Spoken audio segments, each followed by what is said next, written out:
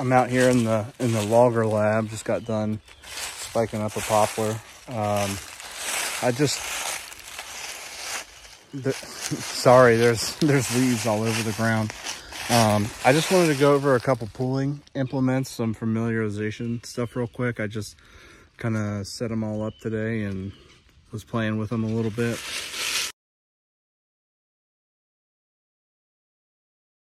Here we've got a 5-to-1.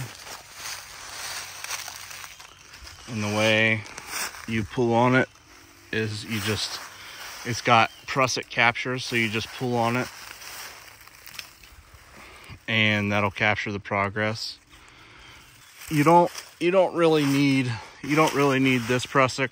To do a 5-to-1, you can get away with 2 double pulleys and 2 prusiks and a couple carabiners and a way to anchor it. This is your 5-to-1.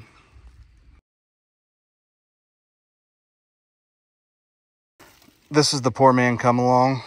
It's a little bit easier to throw together in a pinch if you don't have any mechanical implements. I just kind of tied it off with this daisy chain here. So basically how this works is you tie a butterfly knot somewhere in there, and then with the other end of your line you come around the tree, walk around, loop it through the butterfly, and then pull it as tight as you can and go back around the tree and tie it off. I've just got it tied off with a daisy knot here. And then that's kind of how it all lets out. So to pull on this, what you need to do is basically, that's how you make it tighter. You can get a lot of leverage with this.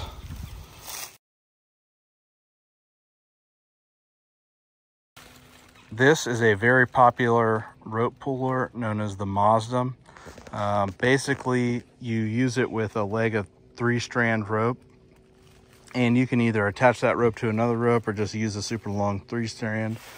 I've got it tied up on this anchor I made based off of the Educated Climber did one with 3-strand, and I thought it was pretty cool, and I attempted it with hollow braid. I think it turned out okay. So, I mean, I was just able to use it to anchor to this tree. And the way this works is you pull it, and it's got a little stopper on each one of those divots, and it'll capture the progress of the rope. And then if you want to let out the tension, you just reverse the lever in there. And then if you go down, it takes one out. Down. It's very slow. It's very slow to let out the tension.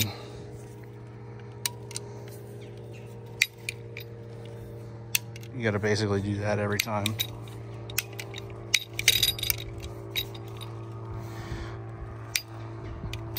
And that's how you let out the tension. And then if you want to take up tension again, you just flip it back.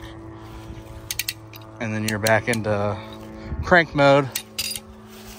Basically how I attach the Mazum is follow the Educated Climber setup and what he did. Tied a termination knot at the end of his 3-strand and hooked a carabiner up with a prusik, and you use a French prusik to attach it to another line. The only thing that's weird that I run into with this style of rope puller is all the twist and stuff it puts in the line. I mean, it doesn't hurt anything, but it's kind of a mess to undo. The Mazum is a great rope puller, but you have to have 3-strand, and it's kind of a pain to set up every time.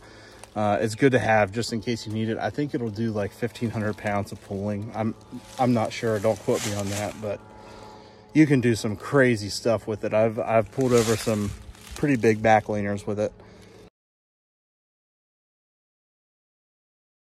Here we've got a rope jack. This is another pulling implement. I think this one's good to use with Porter wrap if you need it. I've also used it in other situations that you need a puller with. It's essential pretty much that you run a Porter wrap with this for progress capture. If not, it's going to be a real pain in the butt to get that off.